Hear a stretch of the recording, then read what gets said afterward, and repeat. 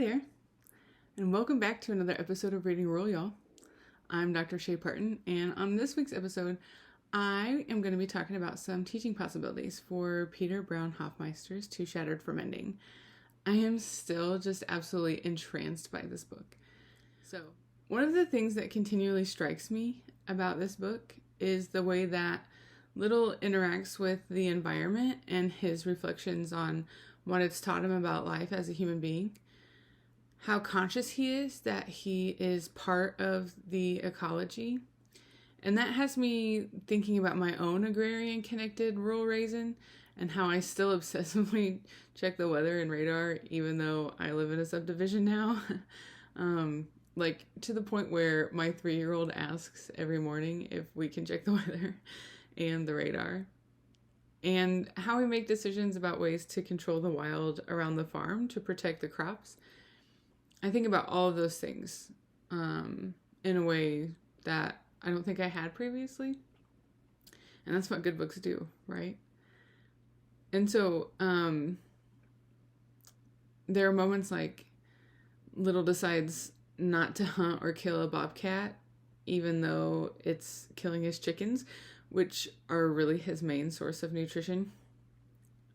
So there are moments like that sort of peppered throughout the text that have me thinking about the way we try to remove ourselves from the ecology, even though we're still definitely part of it. Hoffmeister talks about this a bit in his author's talk about how most folks, even environmental scientists and biologists, see like deserts as lifeless when really they're teeming with life, which they know if they actually lived there and paid attention. Little in the book remembers specific lessons about suffering, about sustenance, about life through his interaction with nature, both its beauty and its brutality. And these lessons inspire some really deeply critical thinking for him and for me as a reader of his story.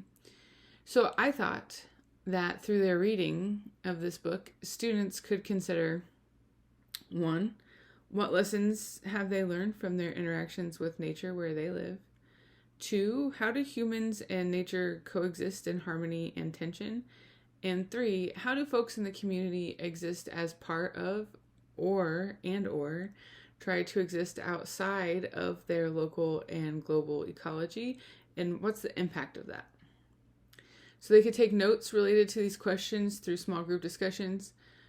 From their notes, they would then undertake a multi-genre project through which they would discuss and demonstrate a lesson they've learned from nature and their relationship to local and global ecology. Students could publish these in the local paper, on blog sites like Literacy in Place, and or hold an exhibition for community stakeholders where they present their work and discuss ways the community could improve its relationship to the environment.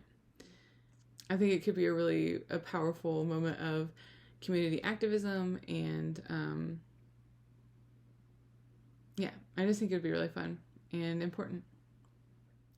So that wraps it up for this time. Make sure you check out Hoffmeister's Author Talk, which also dropped today, and stay tuned for next week's episode where we begin a new series on Christopher Barzak's The Gone Away Place.